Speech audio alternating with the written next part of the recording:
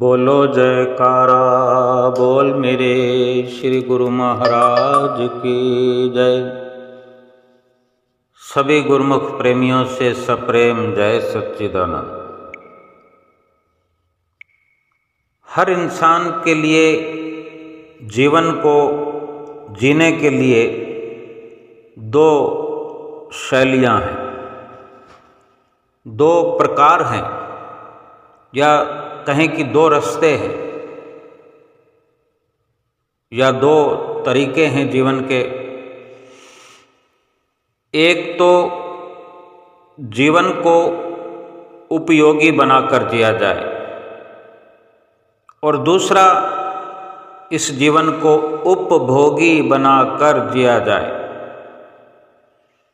जीवन को उपयोगी बनाकर जीने का मतलब है उस फल की तरह, उस फूल की तरह जीवन जीना जो खुशबू और सौंदर्य भी दूसरों को देता है, टूटता भी दूसरों के लिए है, वो बनता ही दूसरों के लिए।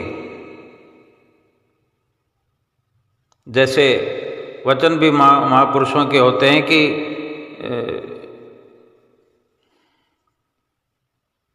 वृक्ष जो है अपने ही वृक्ष की डालियों पर लगने वाले फल को चखता तक नहीं,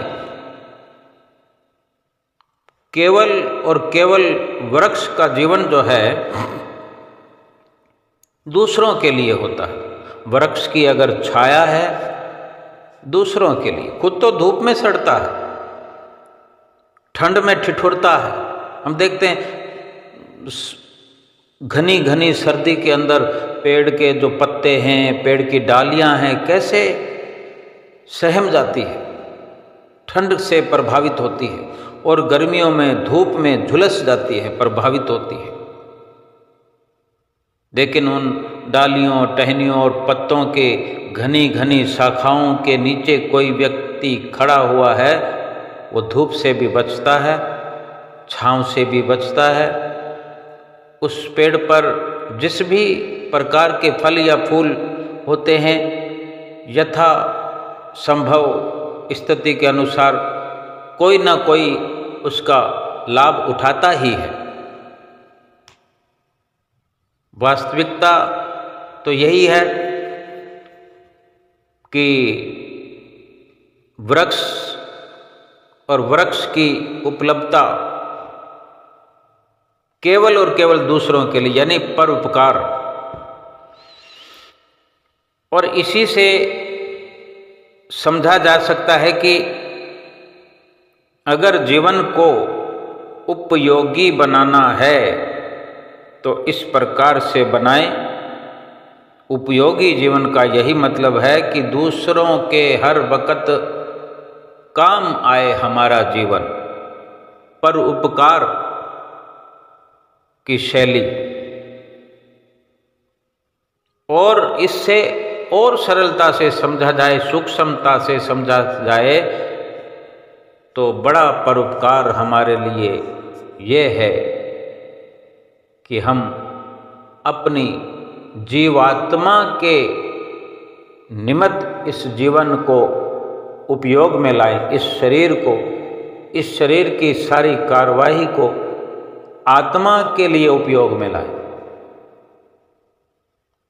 और आत्मा का अगर उद्धार कर लिया हमने उपकार करके, आत्मा की भलाई वाला कार्य कर लिया,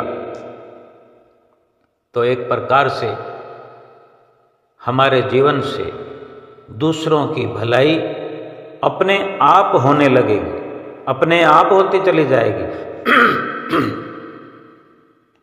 क्योंकि जब स्वभाव में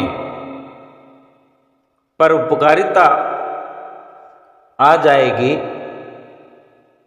तो जाने अनजाने परोपकार स्वयमेव होता चला जाएगा। क्योंकि जो सतगुरु की चरण शरण में आने से वक़्त के महापुरुषों की नज़दीकी प्राप्त करने से, उनकी संगत सोबत हासिल हो जाने से जो आत्म कल्याण की विद्या और युक्ति प्राप्त हो जाती है, फिर ये आत्मा को उपकार के रास्ते पर, उद्धार के रास्ते पर चला देने पर बाकी छोटे मोटे परोपकार कहे जा सकते हैं। किसी को सुख देना, किसी को आराम देना। अगर सारी दुनिया के लिए परोपकार हम करते रहें और अपनी आत्मा के लिए कुछ न करें, तो फिर उन परोपकारों से एक एक परोपकार कर करके कितना लाभ मिल जाएगा। ये जीवन पूरा आत्मा को छोड़कर बाकी सब परोपकार कर लेने पर पूरे जीवन में परोपकार का बदला तो हमें मिलेगा आगे, लेकिन भलाई का बदला भलाई मिलेगा, लेकिन उसमें जीव आत्मा की भलाई शामिल नहीं होगी। जीवात्मा की भलाई तो अभी हो सकती है, इस जीवन में हो सकती है, जब हम स्वयं जीवात्मा की भलाई के लिए ही मनुष्य जीवन में आए हैं और इस जीवन के रहते जीवात्मा का भला नहीं चाहा, जीवात्मा का भला नहीं किया, फिर इस जीवन के विनष्ट जाने पर, जीवन के नष्ट हो जाने पर, मनुष्य जीवन के समाप्ति के बाद फिर कौन जीवात्मा का भला करेगा? अगर कोई कर सकता होता तो 84 लाख योनियों में भला हो नहीं गया होता। चाहना तो थी 84 लाख योनियों में कि जीवात्मा का भला हो जाए, जीवात्मा का उद्धार हो जाए, 84 लाख योनियों से छुट्टी हो जाए, छुटकारा हो जाए, लेकिन 84 लाख योनियों में तो मुमकिन ही नहीं था।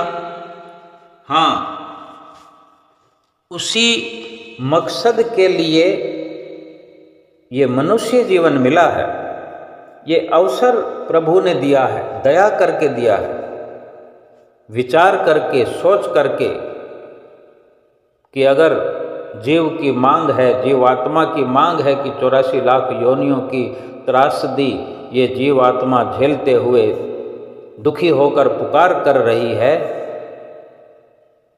तो प्रभु ने दया करी, बड़ा ये सोचकर और एक प्रकार से वादा लेकर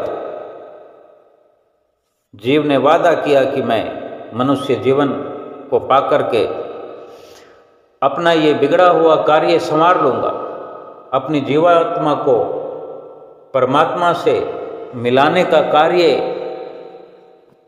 अवश्य कर लूँगा, फिर 84 लाख योनियों में नहीं आऊँगा, क्योंकि 84 लाख योनियों की त्रासदी को झेल करके महसूस हुआ कि ये ऐसे अथाह दुखों का बवंडर है, इससे फिर निकल पाना मुश्किल ही नहीं बल्कि असंभव है। ये प्रभु परमेश्वर की दया हुई, मनुष्य जीवन मिला, ये सौभाग्य प्राप्त हुआ, ये बार बार अवसर मिलने का नहीं है। अगर इस जीवन में, इस मनुष्य जीवन में स्वयं कोई अपनी जीवात्मा का भला नहीं करेगा, उद्धार नहीं करेगा, तो इस मनुष्य जीवन के बाद जब जीवात्मा का कल्याण किए बिना, भक्ति परमार्थ पर चले बिना, तो 84 लाख योनियां ही फिर से मिलेगी। फिर कैसे भला होगा जीवात्मा का? कैसे परमात्मा से जीवात्मा को मिलाया जाएगा, एक कर लिया जाएगा? कैसे छुटकारा होगा 84 लाख योनियों से? अभी नहीं हो रहा है। अभी हम स्वयं सब कुछ समर्थ हैं हम इस कार्य को करने के लिए। परमात्मा ने हमें ये अवसर दिया है। और हम यहाँ करके केवल एक समझ को लेकर भी बैठ जाएं कि सब कुछ तो प्रभु करने कराने वाले हैं, तो अपने आप उद्धार हो जाएगा। प्रभु ने सब कुछ करने कराने वाले हैं, प्रभु ने कर दिया है। प्रभु ने दया करके मनुष्य जीवन दे दिया है। उस पर और दया हो गई कि वक़्त के परिपूर्ण संत सत्पुरुषों की चरण शरण प्राप्त हो गई। नित्य प्रति सुंदर सुंदर वचनों का सुनने का अवसर हमें प्राप्त हो गया। ज्ञान बुद्धि से सोच विचार सब कुछ इस जीव को है, मनुष्य जीवन में है, और बाकी किसी योनियों में ये बुद्धि विचार विवेक ज्ञान कुछ भी नहीं है। और इतना ज्ञान होने पर मनुष्य को कितना ज्ञान है आज, क्या हम जानते नहीं? क्या हम ये नहीं जानते कि हम कितने ज्ञानी हैं? हम अपने हर प्रकार के भले बुरे की समझ रखते हैं। सड़क पर कैसे सफ़र करना है, घर में कैसे प्रवेश करना है, घर में कैसे रहना है, किस प्रकार का कपड़ा पहनना है, किस प्रकार का खान पान रखना है, किस प्रकार की सोसाइटी में रहना है, किस प्रकार की मित्रता करनी है, अच्छे बुरे का सब हमें समझ है। लेकिन ये सब कुछ सांसारिक है और शारीरिक है।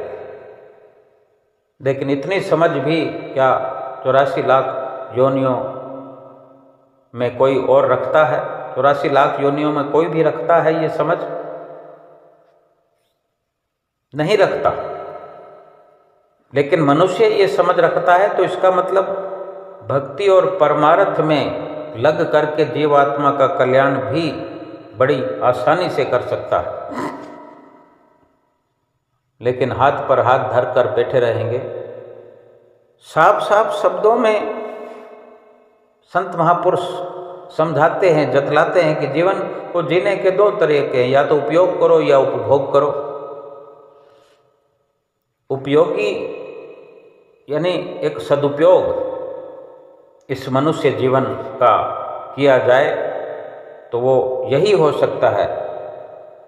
केवल और केवल सदुपयोग यही है कि इस मनुष्य जीवन के रहते आत्म कल्याण करना, 84 लाख योनियों से छुटकारा करना, अपने अंशी परमात्मा से इस आत्मा को मिलाना। और इस रास्ते को बताने वाले संत महापुरुष, समझाने वाले संत महापुरुष, इस रास्ते पर चलाने वाले, हर प्रकार से सुविधाएं प्रदान करने वाले, युक्तियां बताने वाले संत महापुरुषों की हमें चरण शरण प्राप्त हो गई है। श्री परमहंसों की, श्री परमहंस अद्वैत मत का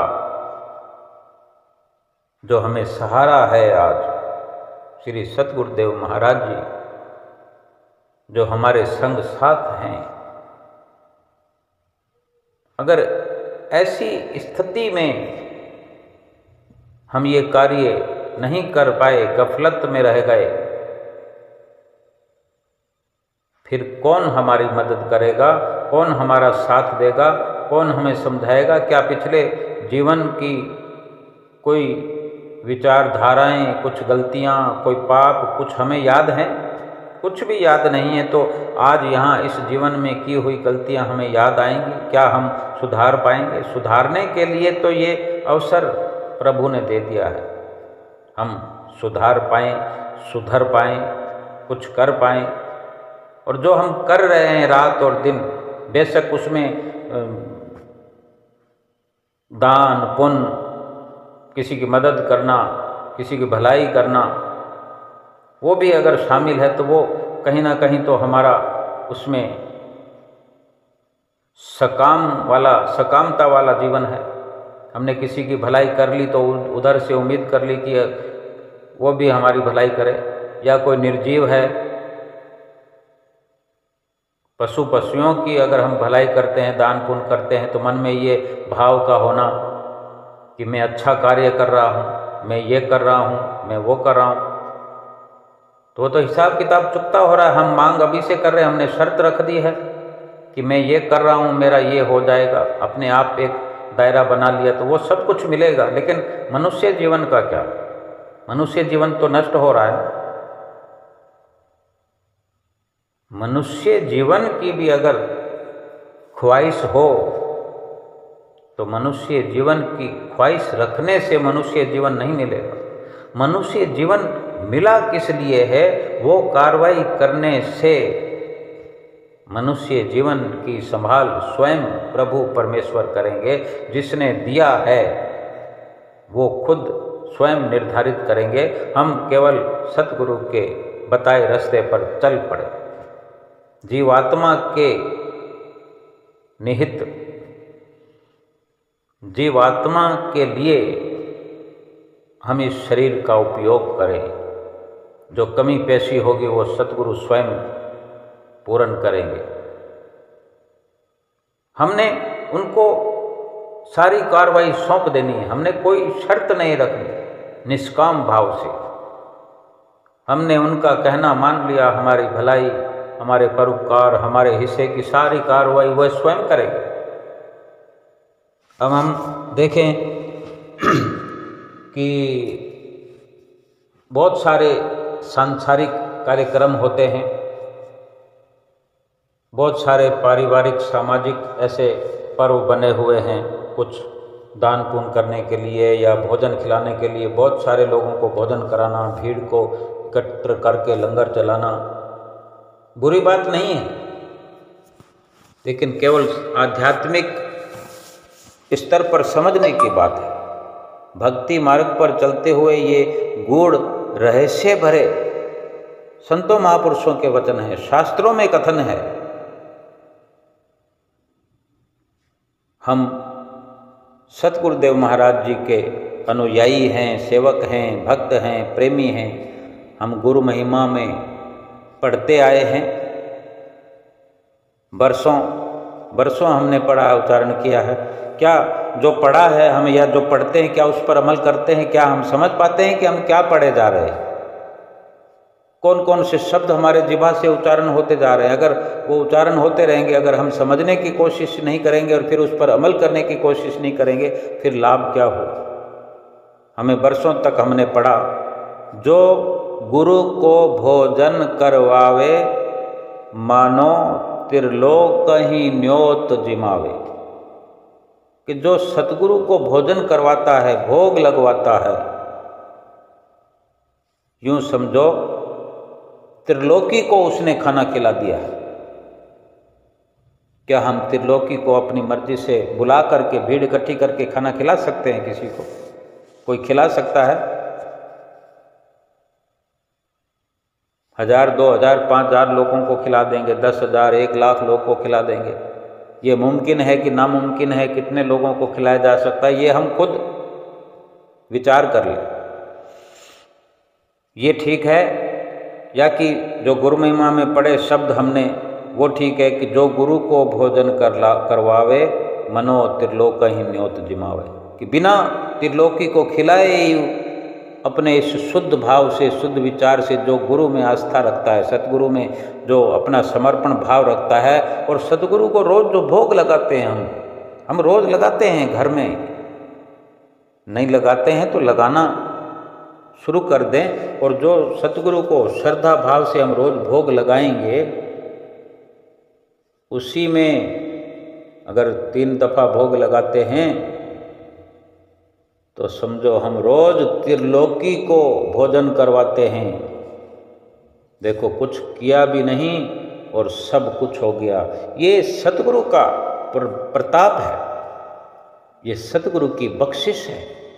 ये सतगुरु के वचनों पर चलने की जब कवायद शुरू करते हैं,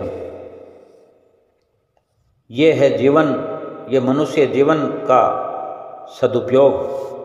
या कहें कि जो 2 प्रकार के तरीके हैं, 2 प्रकार की शैलियां हैं जीवन जीने की, ये एक शैली है। अब भली भांति हम समझ सकते हैं कि कितना लाभ है इस शैली में, इस प्रकार जीवन जीने के तरीके में कितना लाभ है, इस प्रकार इस मनुष्य जीवन का उपयोग करने में कितना लाभ है।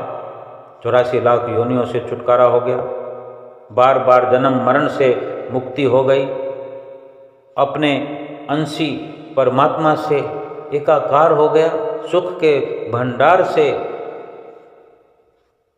एक जुड़ाव हो गया हमेशा हमेशा के लिए। छोटे छोटे सुखों के पीछे भागते फिर रहे हैं, भागते फिर रहे हैं। उपभोग वाला जो जीवन है दूसरी शैली का, कि पशुओं की तरह कहा जाता है। उपभोग तो पशु करते हैं। पशुओं को केवल अपना पेट भरने की चिंता होती है। खा लिया, पी लिया, और वो भी जो कुछ मिला, कुछ मांग थोड़ी सकते हैं। उनकी निगाह रहती है कहीं से कुछ मिल जाए। कोई गाय, बैल, कुत्ता, बकरी, बिल्ली और पक्षी भी जैसे ललचाई हुई नजरों से देखते हैं। कोई इंसान चला जा रहा हो, दो हाथों को बांध के जा रहा हो, तो कोई भी समझ लेता है कि कुछ हमारे लिए ला रहा हो, अभी हमें खिलाएगा। लेकिन मांग तो नहीं कर सकते। कोशिश कर लेते हैं मुंह मारने की। कोई सब्जी का ठेला लगा हो तो गाय या बैल नज़दीक जाकर खाने की कोशिश करते हैं, लेकिन ज़बरदस्ती तो नहीं करते, लठ पड़ता है। अगर जाने अनजाने ध्यान किसी का चूक जाए तो मुंह मार लेते हैं। वो मुंह मार लेते हैं, वो लठ मार देते हैं। यही दशा हम देखते हैं। और इसी प्रकार से अगर मनुष्य जीवन यापन करता है, मनुष्य इस जीवन का उपभोग करता है, शरीर का उपभोग करता है, इस जीवन को इस प्रकार से जीता है, जो मिल गया हाथ आ गया। किसी का कुछ भी हाथ आ जाता है, किसी से मांग कर भी उल्टे सीधे तरीके से लेकर खर्च कर देना, खा लिया, पी लिया। क्या देखते नहीं, हम समझते नहीं हैं? इस प्रकार की शैली के जीने वाले लोग हमारी आंखों के सामने रहते हैं। हमें रोज सुनने को कुछ ना कुछ मिलता है। वहाँ ऐसा हो गया, वहाँ ऐसा हो गया, उसको इतना नुकसान हो गया, उसका इतना घाटा हो गया, फलां व्यक्ति दिवालिया हो गया, उसका कारोबार ठप हो गया। सिर्फ अपने से मतलब रखना, अपने पेट से मतलब रखना, अपने खान पान से मतलब रखना। लेकिन जो भलाई का भी अगर ख्याल रखते हैं, पशु पक्षियों को दान पुण्य करने का भी ख्याल रखते हैं, तो वो गलत नहीं है। लेकिन सतगुरु तो इससे ऊपर की बात बताते हैं कि हमें अलग अलग अलग, जिस प्रकार पेड़ को हरा भरा रखने के लिए एक इंसान को समझता है कि पेड़ के जड़ों में पानी देना है। अगर पत्तों को अलग से दिया जाए, डाली को, तनों को अलग से दिया जाए, फल और फूल लगे हुए हैं तो उनको अलग से दिया जाए, ये तो बुद्धिमत्ता नहीं है। सीधा जड़ों में पानी दे दिया। ऐसे ही संसार में जीने का ये तरीका कि सतगुरु की चरण शरण अगर मिल गई है, उन्हीं को अपना समर्पण भाव, अपने भाव समर्पण कर दिया, अपने आप को समर्पित कर दिया। फिर उन्हीं की रहनुमाई में, उनके ही उपदेश पर चलकर, उनके बताए हुए रास्ते पर चलकर, हम आरती में ये भी गाते हैं कि शुभ मग के उपदेशक, यम त्रास निवारण, ओम जय जगदीश, ओम जय श्री जगतारण। कि वो सच्ची राह को दिखाने वाले हैं, सच्ची राह का उपदेश देने वाले हैं। शुभ मग के उपदेशक, यम त्रास निवारण, ओम जय श्री जगतारण, ओम जय श्री जगतारण। ये जग को तराने वाले सतगुरु तेरी सदा जय हो। शुभ मग के उपदेशक, सच्चे मार्ग के उपदेशक, यम त्रास निवारण, यमों की त्रासना से बचाने वाले सतगुरु। अब क्या बाकी रह जाता है? फरमाते हैं कि सब आए उस एक में, डार पात फल फूल, अब कहो पाछे क्या रहा, जब गही पकड़ा जब मूल। जैसे पेड़ को हरा भरा रखने के लिए जड़ में पानी जिसने दे दिया, फिर कुछ बाकी नहीं रहता। ना पत्तों को पानी देना, ना फूल को पानी देना, ना फल को पानी देना, ना डालियों को, तने को कहीं पानी नहीं देना। जड़ों में पर्याप्त मात्रा में पानी दे दिया तो पूरा पेड़ हरा भरा हो जाएगा। और सतगुरु की जिसने ओट ग्रहण कर ली, शरण हासिल की, बहुत जगह हम सुनते हैं, हम घर बैठे हमें आवाज़ें आते हैं, रात दिन भजन चलते हैं, मोबाइलों में, टीवियों में, और पर्सनल जो प्रोग्राम होते हैं। सारे तीर्थ धाम आपके चरणों में, हे गुरुदेव प्रणाम आपके चरणों में। 68 तीर्थ सतगुरु चरण पर भी होत अखंड, सहजो ऐसा धाम नहीं अंड ब्रह्मांड। 68 तीर्थ है सतगुरु के चरणों में। कोई इंसान तीर्थ करेगा तो कितने कर लेगा? ये सब कुछ समझने पर निर्भर करता है। जीवन को उपभोगी बनाने का ख्याल छोड़कर केवल जिंदा रखने, अपने आप को जिंदा रखने का ख्याल छोड़कर, बल्कि इस जिंदगी का सही उपयोग कैसे करना है, ये अधिक महत्वशाली है। और ये सब अपनी सोच पर निर्भर करता है कि हमारी कितनी सुंदर सोच है। हम किस प्रकार से अपनी अच्छी सोच से लाभान्वित हो सकते हैं और कितनी गफलत में हैं हम। संतों के साथ रहकर, संतों महापुरुषों के साथ रहकर, संतों महापुरुषों का सा जीवन अगर हमने नहीं बनाया तो फिर संगत का लाभ क्या हुआ, सत्संग का लाभ क्या हुआ? सत्य का संग कैसे कहलाएगा कि हमने सत्य का संग कर लिया, सच्चे का संग कर लिया? सतगुरु सच्चे हैं, सतगुरु हितैषी हैं। सतगुरु का साथ प्राप्त करके, सतगुरु की संगत प्राप्त करके सतगुरु जैसा बनने की कोशिश नहीं की तो फिर जीवन का उपभोग करते रहे हम, मतलब परस्ती में जीते रहे।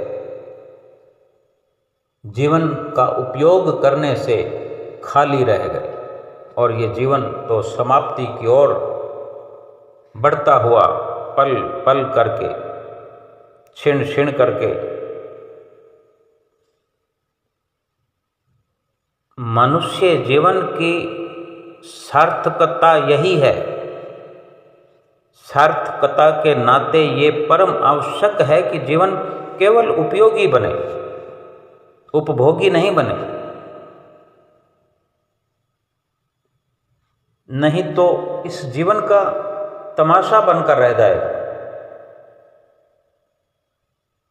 अगर कोई इंसान ऐसा कार्य करता है, चाहे छुपकर भी करता हो, लेकिन पर्दाफाश होने पर जब उसकी सजा की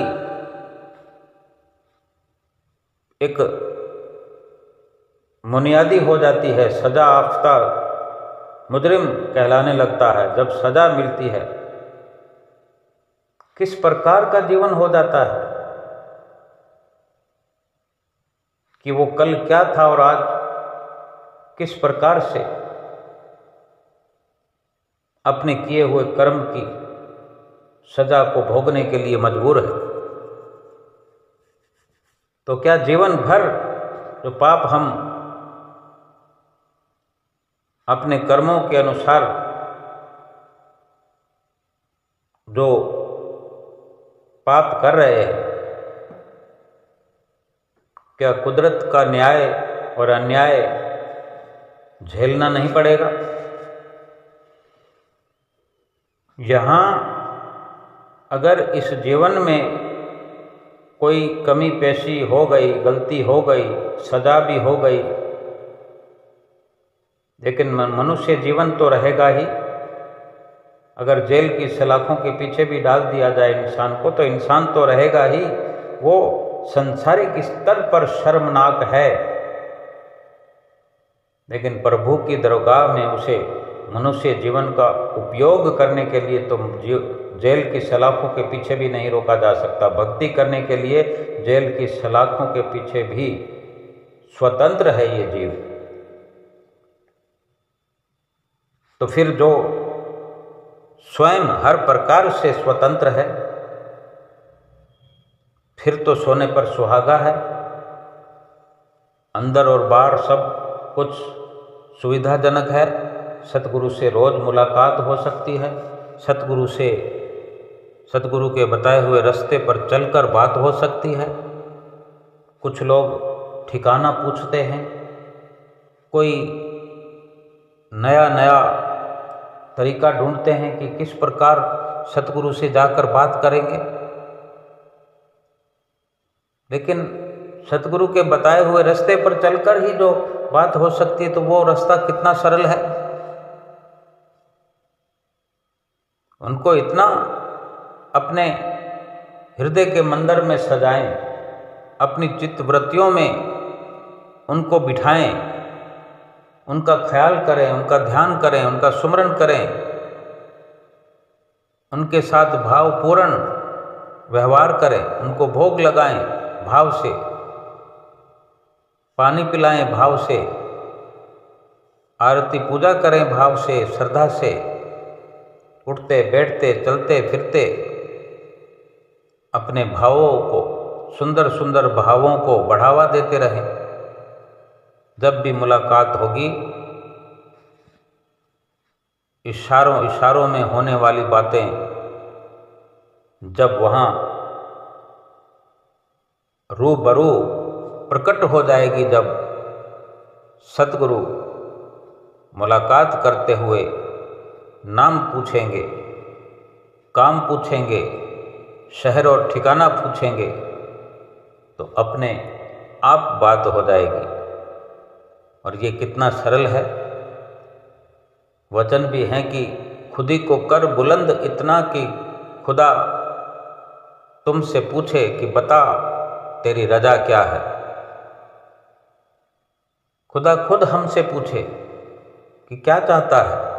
जैसे पिता पुत्र से पूछता है कि क्या चाहिए, और वो जो चाहिए वो देकर खुश होते हैं, तो क्या ये परम पिता उस पिता से कमज़ोर है? जैसे एक पिता अपने पुत्र को कुछ दे सकता है, कितना दे सकता है उपहार में, 1,00,000, 2,00,000, करोड़, 2 करोड़, 10, 20, 50 अरब खरब पदम संख। सतगुरु परम पिता परमेश्वर से तो कोई बड़ा नहीं हो सकता, खुदा से बड़ा नहीं हो सकता, कोई भगवान से कोई बड़ा हो सकता है कि भगवान हमसे पूछे कि बता तेरी रजा क्या है, तुम्हें क्या चाहिए, और हम क्या मांगेंगे? हम सतगुरु से ही सतगुरु को मांग लेंगे। और ये फिर उपयोग हो गया जीवन का कि सतगुरु हमारे हृदय में आ बसे और हम सतगुरु के हृदय में बस गए। सतगुरु हमारे हो गए, हम सतगुरु के हो गए। क्या बाकी रह गया? संसार का क्या करना है? संसार के सामानों का क्या करना है? अपने आप पीछे लाइन लगाकर चलते चले आएंगे। सुखों का क्या करना है? सुख का भंडार मिल गया। किसी बंदे की करोड़ रुपए की लॉटरी खुल जाए तो क्या वो सब्जी का ठेला लगाता फिरेगा, फल फ्रूट की रेहड़ी लगाता फिरेगा?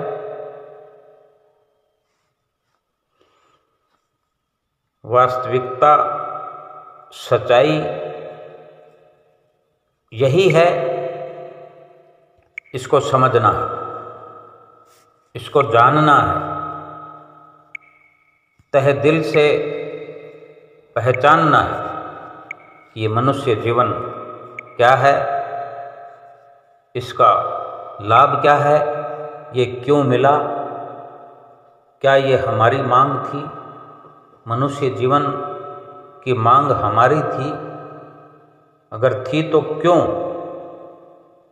थोड़ा गहराई में जाने का प्रयास करेंगे और सत्संग की नज़दीकी इस प्रकार बनाएंगे कि सत्य का संग करें। संगत में बैठ करके जो सत्संग कानों से सुनना है, मात्र वही सत्संग नहीं होता, बल्कि उस सत्संग में जो सत्य के मायने समझाए जाते हैं, उस सत्य का संग करना, सत्य के दायरे में रहना, सत्य को भीतर प्रवेश दिलाना, स्वयं हर वक्त सत्य में समाये रहना। सत्य क्या है? प्रभु का नाम है। झूठ क्या है? ये सारा संसार है। ये सारा संसार झूठ है, प्रभु का नाम सत्य है।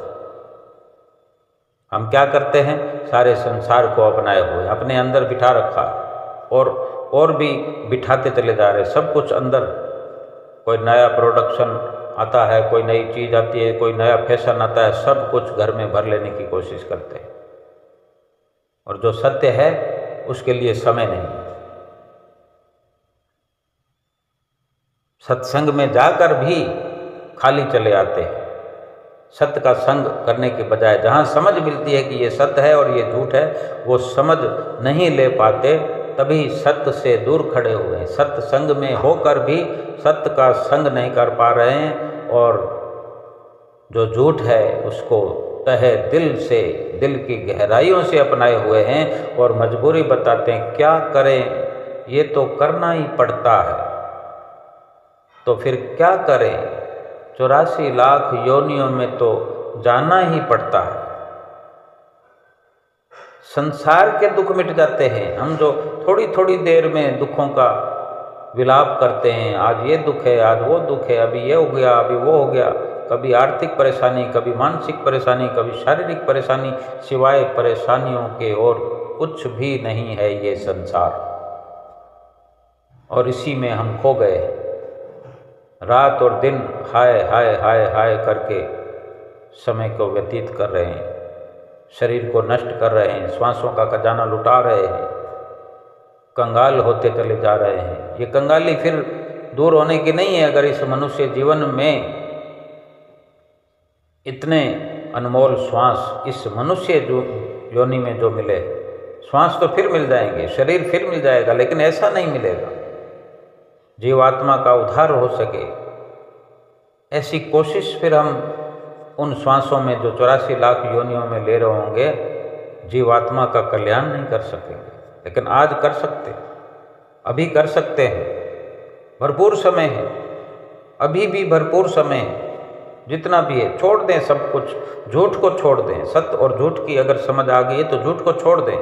छोड़कर कहीं जंगल में नहीं जाना, अपने ख्यालों से उसका नक्शा मिटा देना, अपनी चित्त वृत्तियों को झूठ से हटा देना, सत्य में लगा लेना है, सत्य को अपनाना है। सत्य संग में जाकर के जो समझ मिलती है उस पर अमल करना है।